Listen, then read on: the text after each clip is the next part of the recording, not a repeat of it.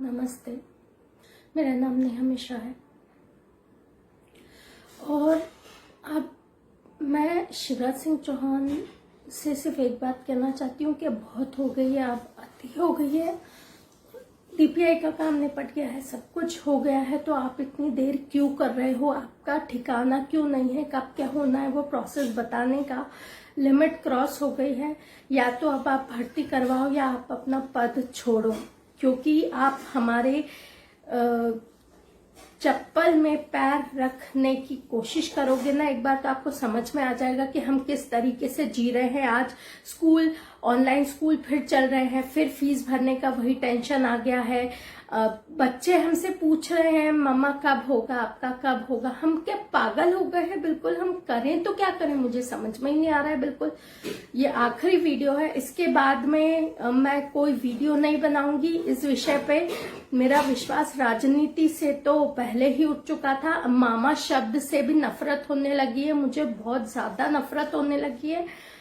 आप ये जो दिखावा करते हो, लोग अंधे हैं जो उनको दिखता नहीं है कि मामा इतनी धोखेबाजी करने के बाद भी कितने बढ़िया तरीके से आश्वासन देते रहते हैं, मैं ये करूंगा, मैं वो करूंगा। और अब सब्र टूट चुका है।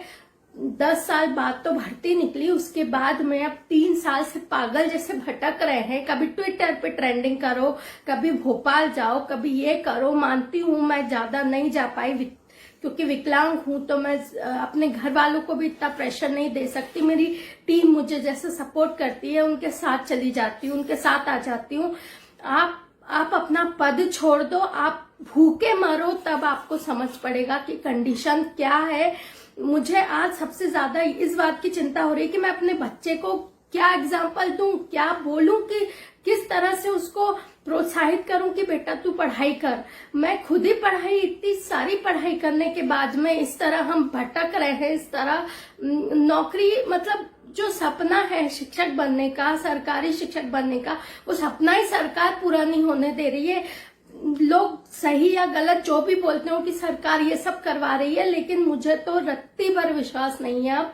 आप हमको जुलाई में ही आप ज्वाइनिंग दीजिए, वरना आप पर से विश्वास तो उठ जाए। जिंदगी भर बीजेपी के बारे में सोचेंगे भी नहीं, किसी हालत में बीजेपी के बारे में नहीं सोच सकते।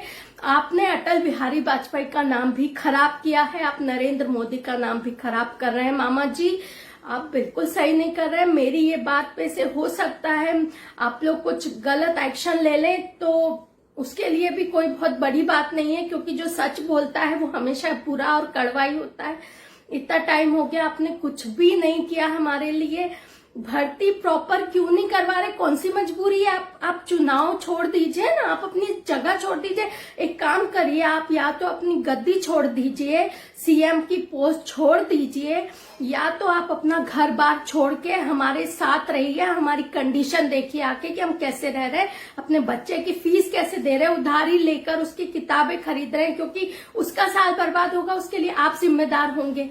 लेकिन आप मानेंगे नहीं कि मेरी वजह से हुआ है, क्योंकि आप उनके बच्चों के माँ बाप को तरसा रहे हैं नौकरी के लिए।